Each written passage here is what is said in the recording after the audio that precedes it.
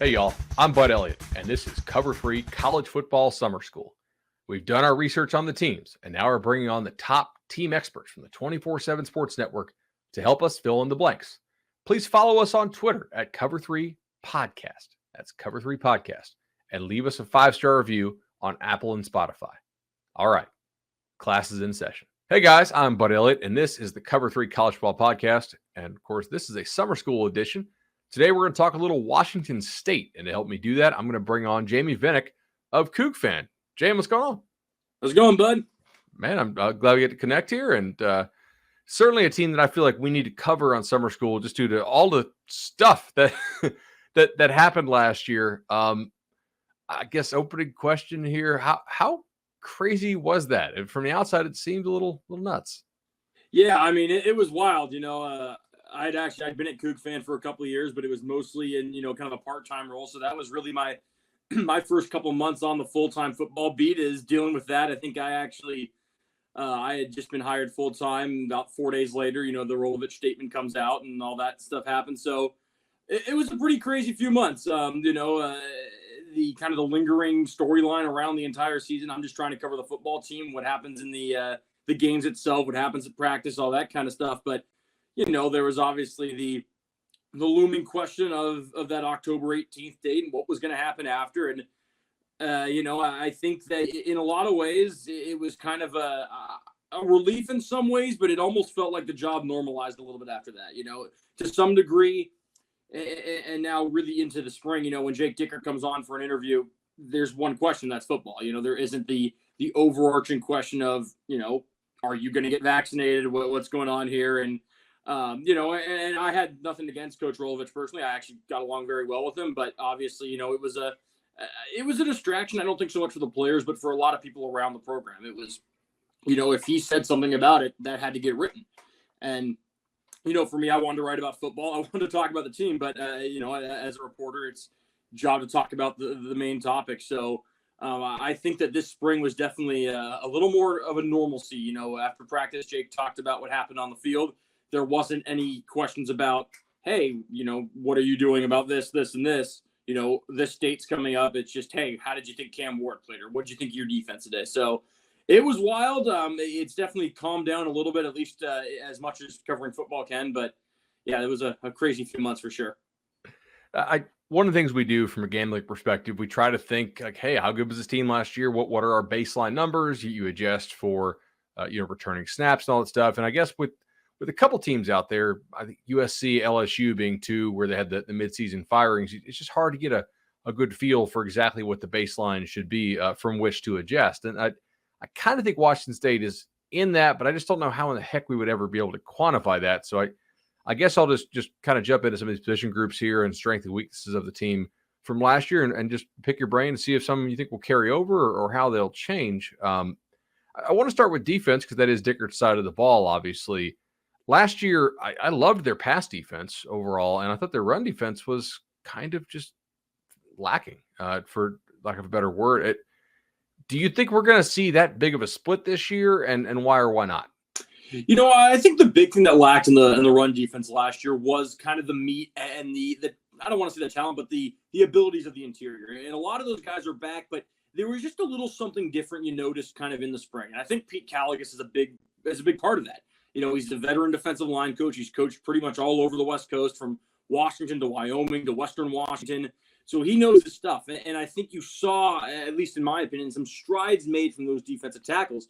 The thing that was always so baffling is they would have games where they would shut down rushing attacks. I mean, they went down to Tempe, and granted without Rashad White, but took down Dranum, took down Nada. They stymied that run game. They did the same thing when they faced Chris Brooks and Cal. Even UW, and granted that was not maybe the run attack of a Myles Gaskin, but they shut that down. It was, Oregon State gave them problems. Oregon gave them problems. BYU gave them problems. So it was kind of if it was a decent run attack or worse, they did well. When you started getting into the BJ Baylors and the Byron Cardwells, the Travis Dyes, the Tyler Algiers, that's where they struggled. I do think there will be some improvement. I think Dayon Henley at linebacker is going to help a lot. He's just a different breed than what they had in Jahad Woods and Justice Rogers, two Cougar legends, most games played ever by any Cougar player, but they were at times limited in what they can do. As prolific of a tackler as Woods was, he was in a lot of ways the same guy he was as a freshman and sophomore. Rodgers steadily got better, but still would have some troubles with his angles and his play recognition. Henley's just a freak. I mean, he is your modern hybrid linebacker. What you see in like a Micah Parsons for the Cowboys, a guy that can absolutely do everything. And I don't like to take a ton out of spring ball, but I mean, he covered receivers. He came off the edge. He came up the middle. He disrupted a lot of plays and really looked a part of a guy who was an all Mountain West player. So I think having that presence in the middle will help a lot. And then I just think having a little more of a oomph, or a little more thud at inside linebacker. I think Francisco Maingoa is going to be a big part of that. His tackling as a whole has to improve, but overall his physicality is there. He's going to come up and stick backs. Travion Brown, maybe a little more of that kind of hybrid type rather than the Jahad Woods and Justice Rogers. They were maybe more of a kind of an older Bobby Wagner type linebacker. Still very good, but maybe not so much of the hybrid newer age type of linebacker. And I think that will have a big impact on the run game. And I just think that overall the defensive tackle spot is going to be better. I think that guys like Christian Mejia, Antonio Pule, Amir Mujahid, they've taken some steps to be at least the next level of, hey, we can at least handle some of these, top backs. So they basically have to be better against the run because it's hard for me to think that this secondary doesn't take somewhat of a step back. And if I'm wrong on that, please do correct me. But I guess my question is that how big of a step back is it? Because they lose George Hicks, they lose Jalen Watson, they lose Daniel Isom, they lose Tyrone Hill. I mean, that's what 4 of the 6 guys who took 200 plus snaps in the secondary. Like that's a lot of dudes to lose. Right. And I think the one thing that gives a lot of people faith about what they'll be able to do to replace those guys is a lot of the guys you just named, George Hicks, especially, and Daniel Isom, they struggled a lot until Jake Dickert got here. 2019, they were inconsistent. Hicks was playing corner. Isom was pretty much bounced all around until Mike Leach actually kicked him off the team. Rolovich later brought him back. But, they were not high caliber players really until this past season. So I think there was some faith that, Dickert's mindset, and obviously he's not going to be the defensive coordinator now. And I think Mark Banker had a lot to do with that. He's obviously has kind of stepped away from the coaching side of things. But, Jordan Lee's going to help a lot. He was so disruptive at Nevada last year, has a nose for the ball, really good at creating turnovers. I think Armani Marsh being a year older and kind of being even more seasoned than he was last year, he's another guy who really struggled until Dickert and Banker got here and has taken steps from being kind of a liability at times in as recent as 2019 to being, an all-conference caliber nickel to a point where Dickert voiced his opinion that he should have been. So I think the big question is going to be cornerback 2 and free safety. And it's not for necessarily a lack of options. They have Adrian Shepard, who made some progress in the spring. Sam Lockett is a veteran who played at City College of San Francisco after transferring from Utah State. And then at the corner 2 spot, they've got Shaw Smith-Wade, who has shown a lot of progress. They've got Chris Jackson and Caleb Ford-Dement, who were Division I transfers, Jackson from Michigan State and Ford-Dement from Old Dominion. I think a step back is not out of the question just because I think it's going to be so hard to replace Jalen Watson. I mean, he was as good as any cover corner, maybe in the Pac-12 last year. A couple guys maybe a step above, but I think free safety is the big question to answer. I think they have the options at corner. They added Cam Lampkin from Utah State. He has familiarity with Ray Brown, who was at Utah State, now is Wazoo's corner coach. So I do think there are more options at corner. Free safety is going to be a little interesting. No one really did emerge as that starting free safety in the spring, but having Lee replacing Isom / Tyrone Hill at strong safety, that's going to help a lot as well. So switching over to the offensive side of the ball here, obviously Dickert is an internal promotion. What is he going to be running on the offensive side of the ball, and how similar will it look to what they were running with the run and shoot, which not a lot of guys run? Yeah, I think there will be some similarities just in terms of it's going to be a pass-heavy offense, but it won't have run-and-shoot concepts. It won't have run-and-shoot feel. They're going back to kind of a version of the air raid. Now, it's not going to be the Mike Leach air raid, which is pass sets 95 times a game. Right. Run, every play is a pass. Occasionally you check to a run. No tight ends, 4 wide every play. It's not going to be that. The tight end is back, first time actually in almost over 10 years that there have been tight ends at Washington State. There's going to be more of an emphasis on the run game. It's still going to be pass heavy, probably 70-30, 75. Probably I'd say 70-30 is probably a safe bet. But, I think that there is going to be more emphasis on getting the running backs in kind of into the mix. Under the air raid, they weren't running the ball at all, but they were catching it a ton. I think a lot of gripes that people have at the run and shoot is you had a player as good as Max Borghi, and he wasn't getting the ball out of the backfield. He was getting handoffs, but this was a guy who was on the Bolitnikov Award watch list and ended up with less than 20 receptions. And I think that frustrated a lot of people. So they will go back to getting the ball to the running backs in space. There will be more of an emphasis on running the ball, some more outside zone stuff, but it's going to have more of a Cliff Kingsbury feel to the air raid than the Mike Leach of we're throwing it 90 times, we're not using tight ends. Whereas Kingsbury, has the tight ends. There's a little more kind of a scheme to it than just chuck the ball up. Last year, Jayden de Laura actually played pretty well. I mean, 23-9 touchdown interception ratio, over 63% completions, high success rate. Like when he was on, he was really pretty good. Now he departs, and Washington State brings in Cam Ward, a player from Incarnate Word. I know we at 24/7 Sports put a pretty high transfer grade on him. Is he somebody who came in and just won the job in spring? What's your intel on this look like? Yeah, I mean, from the moment that Cam got to campus and from the day one of spring ball, it was his job. I mean, he was, last fall there was a battle between de Laura, between Cam Cooper, between Jarrett Garantano. There was no battle this year. Cam was taking 25 to 30 reps in terms of what they did in 7-on-7 and 11-on-11. It was his offense. It was his team. The other guys were kind of sprinkled in, mixing it with the two. So there was really no debate. Eric Morris even came out and said, I think it was day 5 or 6, Cam's way ahead of the rest of the group, and not necessarily an indictment on the other guys. They just were very young there. They lost 3 quarterbacks from last year.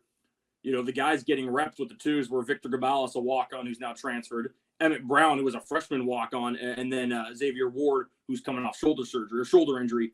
So it wasn't like he was necessarily getting pushed by other veteran quarterbacks, but it was pretty much his job all the way, and he looked good. I think the thing that stood out a lot is he makes a lot of plays off script. He can make plays with his legs. He's maybe not Lamar Jackson getting out with his legs, but he's not a statue in the pocket. He can throw on the run. He can do things off script. And he's a lot more equipped to throw the ball deep than Jayden de Laura was. Jayden de Laura is extremely talented, so much upside, so much flash. But I think the one thing that was a knock on Jayden consistently is that he missed deep balls. And there were several instances last year where he hits a deep ball, a game maybe turns the other way. Whereas Ward can hit the deep ball, and he made several throws, back shoulder throws down the sideline that kind of, opened your eyes a little bit. It was kind of what you'd see when Gardner Minshew and Luke Falk would drop back. And I think that he's a better fit for what they want to do in this offense. Not that I don't think de Laura could have handled it, because I do think de Laura is an extremely talented quarterback, but I think Ward is more of a pure passer and has more of a skill set for being a pure passer than Jayden de Laura did.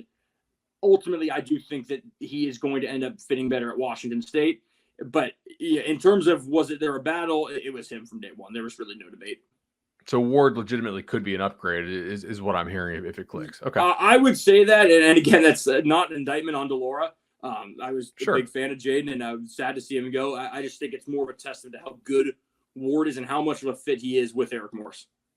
So one of the major questions I have looking at this team, obviously you already addressed it with D tackle and maybe those guys putting on some more size as well. But Washington State is one of very few teams who lost 2 receivers who had 100+ targets each in Travell Harris and Calvin Jackson Jr. That seems like an absolute ton to replace, Jamey. Am I wrong to be worried here? If not, why should I not be worried?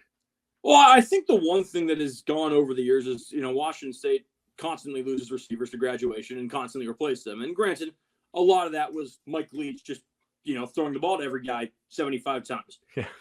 Now, a big reason why, yes, they will not be easy to replace. I mean, these were 2 all Pac-12 level receivers, 2 guys that, were dominant really in a lot of ways during last year. But they have Renard Bell back for a 700th year of eligibility. And I think that right there, it helps. I mean, Renard can slot in and replace those guys. He's obviously has so much experience. He's played in the air raid. He knows what he needs to do. And I think a guy that a lot of people have put a lot of faith in, a lot of stock in, is Lincoln Victor. He transferred over from Hawaii as a walk-on with Rolovich. He's got put on scholarship. He flashed last year, and he was a guy, he was limited a little bit in spring ball, was a little banged up, but he's the perfect underneath River Craycraft, Brandon Arconato underneath option that has made the air raid so successful at Washington State. And I think he's a guy that he's a larger-than-life personality. He has so much energy. He's one of the vocal leaders. but he also sees the game in an interesting way. He played quarterback in high school, was a state champion at Union High, and then ended up playing receiver at Hawaii, and then transferring to play receiver at Washington State. So he sees things in a very unique way. Is he going to come in and replace what they lost in Harrison Jackson? Maybe not. But I do think that him and Bell will soften that blow a lot. And then I think there's a lot of people putting a lot of faith into John Stribling. He showed a lot last year, big time potential as a true freshman, and just got better and better and better. Donovan Ollie was kind of up and down. He had some moments. He went quiet a little bit and then came on and finished strong in the Apple Cup. He's another guy who I think, is he, going to be Gabe Marks out there? Is he going to put up, 1,500 yards? Probably not. But a solid 3-4 option. And then the other thing I think that's going to help is they have depth. They brought in Zariah Beeson from Oregon State, who has experience. Orion Peters is the guy the coaching staff loves. He's got speed. He's got precision route running. He gets out of his breaks really well. He's a guy that the coaching staff loves. Zion Nunley is another guy who came on really, really strong towards the end of camp. He's 6'3", 210, and started to realize that he's 6'3", 210 and not 5'7". And the coaches have been trying to get that out of him since he got here last year. So I do think the big reason why, I think there's reason to say, okay, can these guys actually step in and produce the way Jackson and Harris did? Renard Bell, I think he's proven that at this level.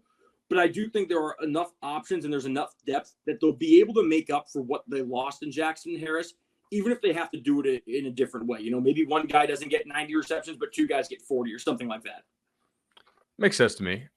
So one question I always have when you have a defensive coach taking over, we got a little glimpse of this, obviously, after Rolo left, but pace and tempo. Have they said anything? Have you observed anything that would indicate they're going to operate at a different tempo than they did last year? I think the one thing that a lot of people actually liked late in the year is they slowed down the tempo, but there were still instances where they would push the pace a little bit and keep defenses off balance. And what was unique is actually early in the year, they were really good when they ran no huddle. It was one of the things that we noted. I think it might have even been against Utah or Cal, that when they started to up the tempo and up the pace was when they were effective because they could get defenses on their heels. Now, I don't know if they're going to go as fast as the Mike Leach offense did because, that was just blazing fast. But I don't think they're going to necessarily go slow, defensive, kind of melt the game away and get into a punching match, a grind match. I still think they're going to have some up-tempo offense. They showed a little bit in the spring game. It was tough because it was just offense versus defense. It wasn't really head-to-head. They just didn't have enough offensive linemen. So I think there's going to be a little more tempo. It wasn't something they showed a lot of. I think they maybe are trying to kind of keep it under wraps. But I think it'll be a faster offense, but not necessarily the high speed of what Leach did where everything's no huddle, get to the line. You're basically never breaking out of the huddle. You're just getting up, snapping the ball, and throwing it. Interesting. Okay. One thing I want to see from this offense this year is getting ahead of the chains more consistently. And I feel like last year they were actually pretty good at bailing themselves out of trouble, just from my recollection of watching them late night. It's like, oh, okay, Washington State, 3rd and 8 converted. That seems unsustainable, and yet they kept doing it. But it was like, it'd be better if you guys didn't put yourself in 3rd and 8 all the time. And one of the ways you do that, obviously, is offensive line. And 4 of the top 7 by snap count obviously are gone, but you're there, boots on the ground. Is this group, is it better? Can it hold serve? Is it taking a step back? It looks like a lot just on a spreadsheet, but obviously, you see the real people. I don't think it's fair. I don't think it'd be fair to say it's better. I don't think you can lose Abraham Lucas himself and have a better offensive line. And then you add in what they lost in Brian Green and Cade Beresford and Liam Ryan.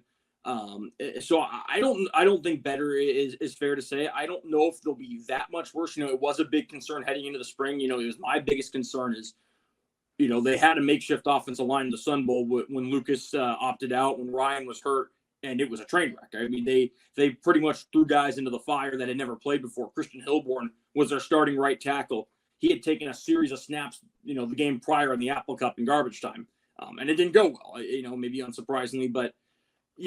I think it's hard to diagnose the offensive line right now for a couple of reasons. There's a lot of guys cross-training. Maake Fafita was supposed to be the right tackle. Well, then he moved back into right guard, and they brought in Grant Stevens from Northern Colorado. All Big Sky player. He'll probably start at right tackle. Christian Hilborn was working at right guard and was actually doing a pretty good job, but now he's kind of in limbo. Left guard was Roger Tialavea for a while. Then he got hurt. Brock Dew had a really good spring. He was playing center for a while, but he's behind Connor Gomnis, who is about one of the only guys I'm confident in saying he's the starting center. He's not cross-training. That's his job. Right. But I think it's hard to kind of get a full, glimpse at the offensive line without knowing where everyone's playing. I'm confident that Kingston will be at left tackle. Fairly confident it'll be Fafita at right guard and Stevens at right tackle. But to me, that left guard spot's wide open. Now, in the spring, they were better than I expected. I kind of expected it to be a bit of a mess, and not necessarily because they were bad, but because they're going up against Ron Stone and Brennan Jackson, 100 snaps a day, and those are two of the better edges in the entire Pac-12. It was a little bit better than what I thought it would be, and I was a little bit actually impressed at times of how they were able to, slow down some of the pass rushers. And even beyond Stone and Jackson, Washington State, that might be their deepest position as edge. I mean, they can go 5-6 deep of really talented guys. Guys like Quinn Roth and Andrew Edson, who had 3.5 sacks last year. They're 3s and 4s. But I thought the offensive line did a good enough job. And there were days where they were terrible, where Stone and Jackson absolutely ate them alive when, they'd go to the 2s and Roth and Edson and Ram Stevenson would just burn whoever they were seeing. But then there were days where they would anchor them a little bit and they would do their job. So to my eyes, I'm higher on the offensive line than I was at the start of spring, but I still have a lot of questions, and I still think it will be at least a minor step back from last year, honestly, purely because they don't have Abe Lucas, who was as good of a right tackle as there was in the country the last few years. Makes sense to me. Jamey Vinnick, Cougfan, thank you for the time on summer school, man. I learned a lot about Washington State today. I feel like, looking at the season win total stuff, 5.5 is kind of the listed. I think this team can make a bowl. Yeah, I that's kind of my, I think that they'll have to rebuild a little bit. Just they lost a lot of really talented pieces, but I kind of set them around 6 to 7. Maybe they could climb up to 8 if they steal one, but I kind of think 6 to 8 is probably what their range is, and I personally think that they'll have enough to make a bowl. They've been good at home and they've had success against the Pac-12. No doubt about it. Jamey, appreciate the time. Yep, thanks, Bud. Appreciate you having me on. All right, that's the bell. Cover 3 College Football Summer School is over for today, but don't worry. We'll be back soon with even more episodes filling you in on the top teams in college football. Please give us those 5-star reviews on Apple Podcasts and Spotify. Follow us on YouTube and on Twitter at Cover 3 Podcast, and we'll see y'all soon.